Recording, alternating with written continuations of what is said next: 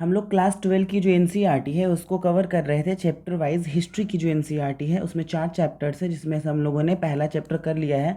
आज है हमारा चैप्टर नंबर 2। इसका चैप्टर का जो हेडिंग है वो है विद्रोही और राज। मतलब बेसिकली इसमें 1857 के रिवॉल्ट के बारे में बताया गया है, उसके बारे में एक्सप्लेन किया गया है किस तरीके से क्या चीज़ें हुई थी, क्यों वो घटना हुई थी, कुछ विदेशियों ने उसके बारे में क्या कहा है, उनका भारतीयों के प्रति क्या परिप्रेक्ष्य रहा, भारतीयों का फिरंगियों के प्रति क्या मंशा थी, क्या उनका था, वो सब कुछ इस चैप्टर में बताया गया है। हम लोग शॉर्ट में इसके बारे में देखेंगे, जानेंगे।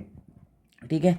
तो सबसे पहले जो शुरुआत हो जाती है 10 मई 1857 की दोपहर के बाद, यानी कि 2:30 बजे लंच करने के बाद जो टाइम था, उस समय ना मेरठ की छावनी में सिपाहियों ने बिगुल बजा दिया और विद्रोह कर दिया।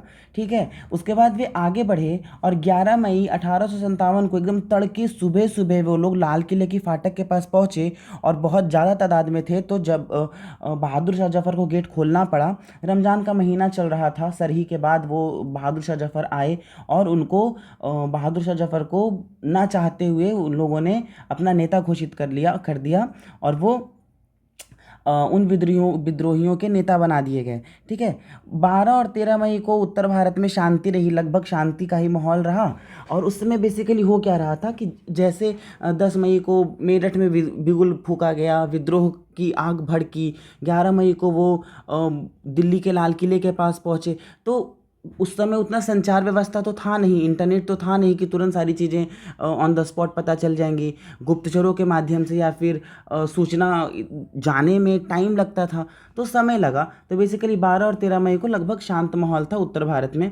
ठीक है। फिरंगियों को मारने के लिए वो लोग बातें कर रहे थे कि मारो फिरंगी को। तो फिरंगी का मतलब क्या?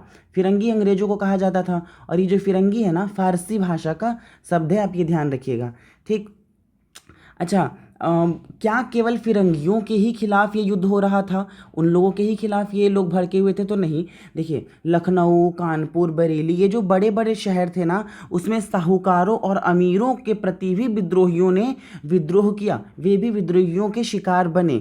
क्योंकि वो जो विद्रोही थे और जो किसान थे, वे कर्ज के तले दबे हुए थे, कुछ साहूकारों के कर्ज के तले दबे हुए थे, कुछ अमीरों से त्रस्त थे। और ये जो किसान और विद्रोही थे ना, वे समझते थे कि जो साहूकार और अमीर हैं, वे अंग्रेजों के ही पिट्ठू हैं। मतलब पिट्ठू मतलब उनके ही चाटुकार हैं, उनके ही चापलूसी करने वाले हैं, इसलिए वे उनके खिलाफ भी वो लोग खड़े थे। ठीक है। अवध मिलिट्री पुलिस के कैप्टन थे, हियरसे थे। ठीक। जो हियरसे थे, उनको था क्या कि वो जो, हाँ, अवध मिलिट्री पुलिस के कैप्टन थे हियर से। इनके साथ क्या था, 41वीं नेटिव इन्फेंट्री को रखा गया था। तो अगर पूछे कि अवध मिलिट्री पुलिस के कैप्टन कौन थे, तो हियर से थे। ठीक। उनका जो उनके साथ जो था वो 41वीं नेटिव इन्फेंट्री थी। तो उन लोगों ने ना अंदर ही अंदर मारने का इसको प्लान बना लिया था। तो ये क्वेश्चन पूछा जा सकता है कि 41वीं नेटिव इन्फेंट्री ने किसको मारने का प्लान बनाया था? तो वो हियरसे नाम का कैप्टन था, वो अवध मिलिट्री पुलिस का था। ठीक है। कानपुर का नेतृत्व तो आप लोग को पता ही है, नाना साहेब ने किया था। वे कौन थे? तो पेशवा बाजीराव सेकंड के उत्तराधिकारी थे। अंत में वो भाग करके नेपाल चले गए, और उनके बारे में जो लिखा जाता है, उनका नेपाल भागना, उनका जो प्रवासन प्रवासन था, वो उसको वीर गाथा के तौर पे ऐसा देखा जाता है। वे भाग के नेपाल चले गए थे, बाद में उनकी वहीं मौत हो गई थी। ठीक है। एक और है उत्तर प्रदेश। चूंकि ये जो 1857 की क्रांति हुई थी ना, उसमें बहुत ज़्यादा मात्रा में अवध के सैनिकों ने, अवध जो यूपी वाला जो एरिया, वहाँ के सैनिकों ने भाग लिया था। ठीक है। तो बहुत सारे नाम हम लोगों को यूपी से मिलेंगे। जैसे वही है एक वर्तमान का जो बागपत जिला है, उसी में एक बड़ौत परगना है। ठीक है। वहाँ पे शाहमल ने आंदोलन किया था, शाहमल ने नेतृत्व किया था वहाँ। उन्होंने 84 देश के मुखियाओं, 84 देश का मतलब होता है 84 गांव के मुखियाओं को संगठित किया, और उन्होंने विद्रोह का नेतृत्व किया था बड़ौत परगना में। हालांकि जुलाई 1857 में इनको मार दिया गया, फांसी दे दी गई थी इनको। ठीक है। विद्रोह दबा दिया गया था।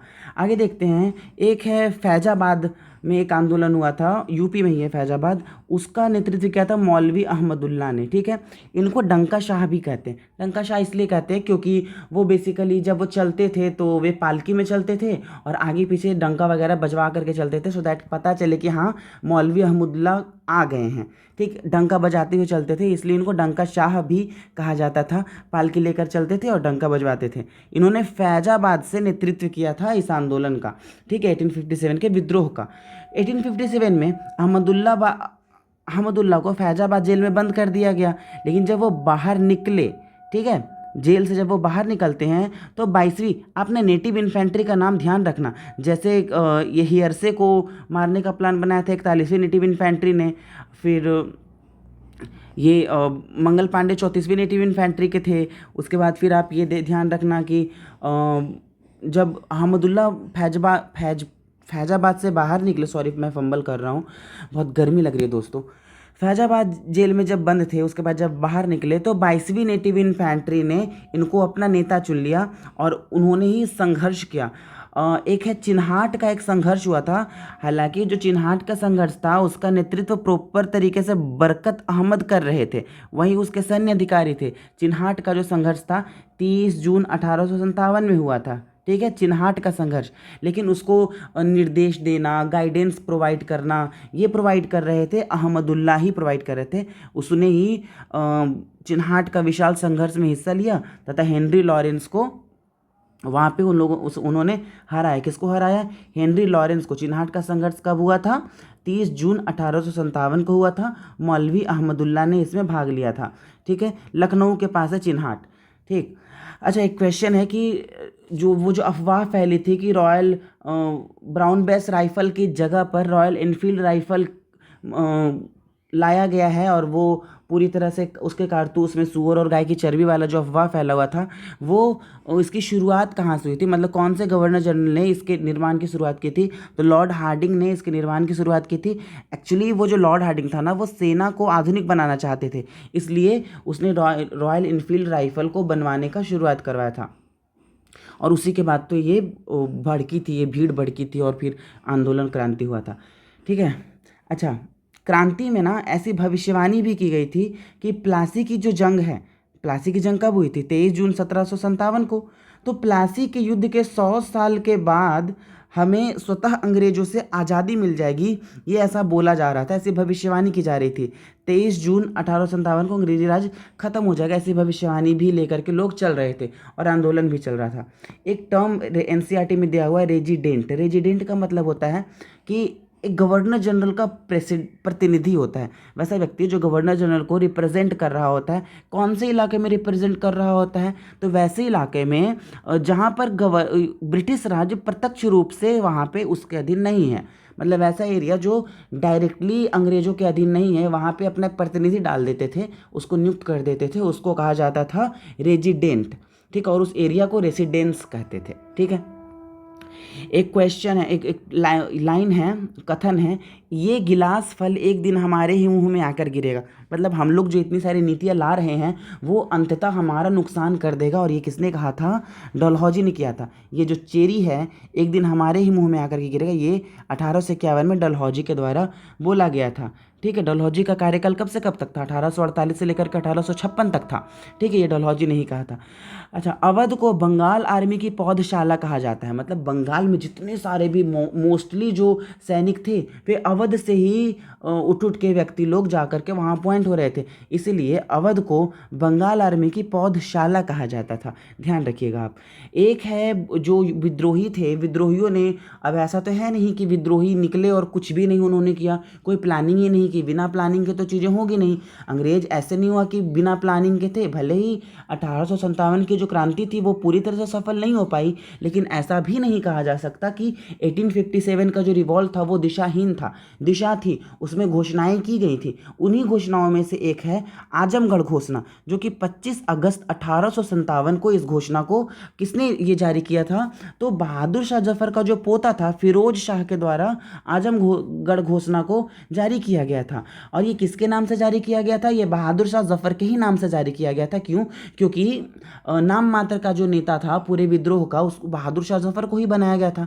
इसमें प्रॉपर उद्देश्य को लिखा गया था और इनमें 5 वर्गों को समझाने का, उनको विद्रोहियों के पक्ष में मिलाने का प्रयास किया गया था। जैसे जमींदारों की, जिनकी जमींदारी छीन ली गई थी, उनको बोला गया कि आपके साथ जाती हुई है, आप शामिल हो जाओ। व्यापारियों का व्यापार ठप हो गया था कपास वगैरह की खेती की वजह से, तो उनको बोला गया कि विदेशी माल जो थे उन्होंने भारतीय व्यापारियों को नुकसान पहुंचाया, तो उनको बोला गया कि आप हमारे साथ शामिल हो जाओ, जब वे अंग्रेज चले जाएंगे तो आपकी स्थिति सुधर जाएगी। कारीगरों, विदेशी जो शिल्प कला वगैरह आता था, उसने भारतीय कारीगरों की स्थिति को बद से बदतर कर दिया, उसको भी समझाने के लिए उन्होंने कहा। फिर कर्मचारियों के साथ जो भेदभाव किया जा रहा था वहाँ पे, वो जो कंपनी के अधीन जो कर्मचारी भारतीय थे उनके साथ ऑब्वियस है कि भेदभाव तो किया ही जा रहा था, उन लोगों को शामिल करने का प्रयास किया। तो कितने लोग हैं? 5 लोग टोटल थे, जमींदार वर्ग, व्यापारी वर्ग, कारीगर वर्ग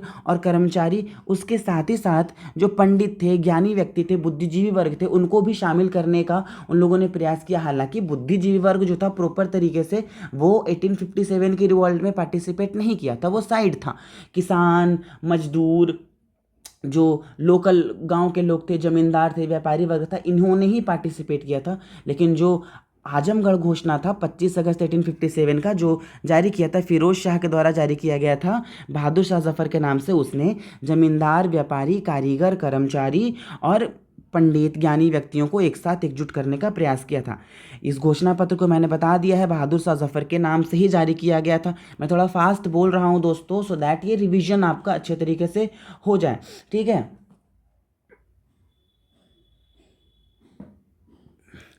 हाँ, तो आगे बढ़ते हैं।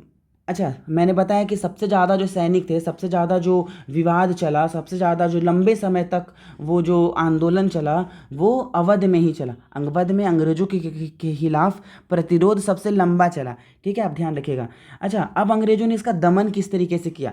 वो सीधे तौर पर ऐसा कर दिया था उन्होंने कि सजाए मौत, जो भी शक के आधार पर आपको पकड़े जाने का शक हो, या फिर अगर आपको लगे कि हाँ इस व्यक्ति पे संदेह है, ये विद्रोह में शामिल हो सकता है, तो उसको सीधे सजाए मौत दे दो। अच्छा, कानून और मुकदमे की जो सामान्य प्रक्रिया थी ना, उसको रद्द कर दी गई। मतलब एक सामान्य से सामान्य अंग्रेज को भी ऐसा अधिकार दे दिया गया था कि अगर आपको शक हो कि ये विद्रोहियों में शामिल हो सकता है 1857 के, तो आप उसको सीधे तौर पर सजाए मौत दे सकते हो, आपको ये अधिकार है, मार्शल लॉ की तरह, आफ्स्पा की तरह, ठीक है। ये लोगों को अधिकार दे दिया गया था। तो बहुत क्रूरतापूर्वक दमन किया गया। हालांकि दमन करना इतना भी आसान नहीं था, हम लोग आगे देखेंगे। बेसिकली देखो दोस्तों, होता क्या है कि अगर मतलब किसी एक देश का क्रांतिकारी दूसरे देश के लिए आतंकवादी हो जाता है, वैसे ही ब्रिटिशर्स जो थे, जो फिरंगी थे, उन्होंने 1857 के सारे भारतीय विद्रोही सेनानियों को उन्होंने आतंकवादी, बर्बर, राक्षस, दानव के रूप में देखा। लेकिन वे हमारे लिए, हमारे भारतीय देशवासियों के लिए तो वे क्रांतिकारी थे। हम उनको क्रांतिकारी के तौर पर पढ़ते हैं, लेकिन जितने सारे विदेशी थे, जितने सारे भी जो फिरंगी अंग्रेज हैं, उन लोगों ने जिस तरीके से 1857 का को एक्सप्लेन किया है, उन्होंने पूरी तरह से उसको क्रूरता और सभ्यता बर्बरता के युद्ध के तौर पे ही उसको प्रस्तुत किया है, ठीक है। अवध को मार्च 1858 में दोबारा नियंत्रण में ले लिया गया। कैंपबेल ने विद्रोह को ये दबाया था, ठीक है। अब कुछ चित्र है, जैसे वाजिद अली शाह द्वारा, सॉरी चित्र नहीं है, ये फ्लेजर गार्डन है। फ्लेजर गार्डन में भी बहुत कत्लेआम हुआ था। आपको मैं फ़ोटो दिखाऊंगा जिसमें मानव कंकाल आपको साफ तौर पे देखने को मिलेगा। एक रंग बाग है, फ्लेजर गार्डन है, जिसको वाजिद अली शाह ने बनवाया था। जैसे वाजिद अली शाह को तो अवध का अंतिम नवाब माना जाता है। उनको बोला गया था क्या कि कुशासन का आरोप लगा करके कहा कि ये जो वाजिद अली शाह जी हैं, ये इसको कोई पसंद नहीं करता है। हालांकि ऐसा बिल्कुल नहीं है। जब वाजिद अली शाह अवध से ये कानपुर की तरफ बढ़ रहे थे ना, तो बहुत दूर तक वहाँ की प्रजा रोते रोते जा रही थी। वहाँ की प्रजा ऐसा कह रही थी कि अवध की प्रजा की हमारे जीवन से हमारा चिराग चला गया है। तो ऐसा बिल्कुल नहीं था कि वाजिद अली शाह अच्छे शासक नहीं थे। हालांकि उनको हटाना था, कोई ना कोई बहाना लगा करके, कोई ना कोई वे कुनीति लगा करके उनको हटाना था। तो उन्होंने उसको हटा दिया। हम लोग यही पढ़ते, कुशासन का आरोप लगाया जाता, कुशासन सिद्ध नहीं था दोस्तों, ठीक है। ऐसा एनसीईआरटी में लिखा हुआ है। एक पेंटिंग है रिलीफ ऑफ लखनऊ पेंटिंग, इसको टॉमस जेम्स बार्कर ने बनाया। आप टॉमस जेम्स बार्कर का नाम याद रखना, और याद रखना तो याद क्या रखना है कि टॉमस जेम्स बार्कर कौन थे, तो वे पेंटर थे। 1859 में उन्होंने एक पेंटिंग बनाई जिसमें कैंपबेल, आउट्रम और हैवलॉक का गुणगान किया गया है कि उन्होंने किस तरीके से अवध को जीता और जीतने के बाद विद्रोहियों को दबाया, और चारों तरफ उनको विद्रोही मरे पड़े दिख रहे हैं, और उन लोगों का गुणगान, वो लोग तो बहुत महान है, वैसे भी वो अपने आप को महान समझते ही थे। ठीक है, 25 सितंबर 1857 को हैवलॉक और आउट्रम के नेतृत्व में ना एक अंग्रेजों की टुकड़ियां लखनऊ रेजिडेंसी में शामिल हो जाती है, दाखिल हो जाती है, और उन्होंने उसको पूरी तरह से इसको क्या किया, अवध को अपने अंडर में ले लिया, अंग्रेजों ने पूरी तरह से फिर अपने अंडर में ले लिया। और वही रिलीफ ऑफ लखनऊ पेंटिंग एक है, टॉमस जेम्स बार्कर ने बनाया था। टॉमस जेम्स बार्कर पेंटर थे बेसिकली, आप ध्यान रखिएगा, मैं पेंटिंग दिखाऊंगा अभी। और 20 से लेकर के 27 मई तक अलीगढ़, इटावा, मैनपुरी, एटा, ये सारा यूपी में ही। 1857 का जो रिवॉल्ट है बेसिकली यूपी के इर्द गिर्द ही घूमता रहा। थोड़ा बिहार के जगदीशपुर में हुआ था, कुंवर सिंह ने उसका नेतृत्व किया था, कानपुर में नाना साहब ने नेतृत्व किया था, झांसी में लक्ष्मीबाई ने नेतृत्व किया था, ग्वालियर में तात्या टोपे ने नेतृत्व किया था। इन सारी बातों को तो आप अदर जगह पढ़ते ही हो, एनसीईआरटी में यही सारी बातें लिखी गई थी।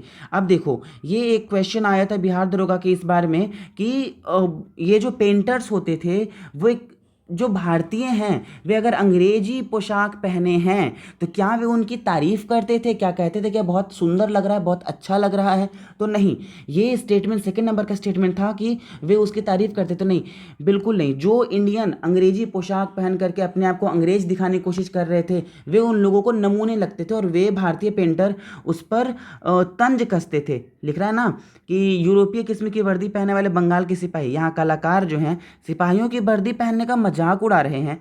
इन तस्वीरों के जरिए शायद यह जताने का प्रयास किया जा रहा है कि जो पश्चिमी पोशाक है, इंग्लैंड की जो पोशाक है, वे हिंदुस्तानी पर सुंदर नहीं लगता है, हिंदुस्तानी सिर्फ हिंदुस्तानी पोशाक में ही सुंदर लगते हैं। ये उनका व्यंग था। ठीक है, अगली तस्वीर जो मैंने ये बताया था कि फ्लेजर गार्डन जो वाजिद अली शाह के द्वारा बनाया गया था, यह आप देख सकते हो, यहाँ पर मानव कंकाल देखने को मिल रहा है। ये 4 व्यक्ति यहाँ पे खड़े हैं और यहाँ पे नरकंकाल आपको देखने को मिल रहा है।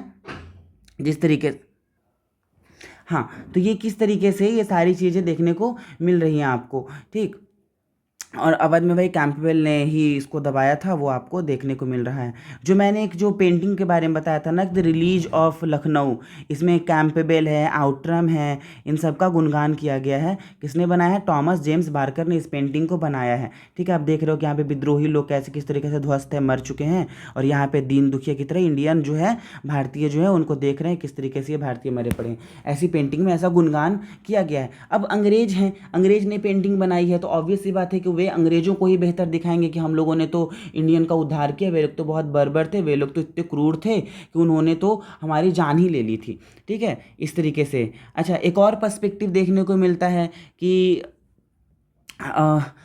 विद्रोही इतने ज़्यादा क्रूर थे कि वे हमारी जो महिलाएं थी उन पे भी टूट पड़े थे। तो किस तरीके से ये जो एक महिला है उसने अपनी जान बचाई विद्रोहियों से। अच्छा, ये तो रहा अंग्रेज़ों का पर्सपेक्टिव कि वे विद्रोहियों को किस नज़र से देखते थे।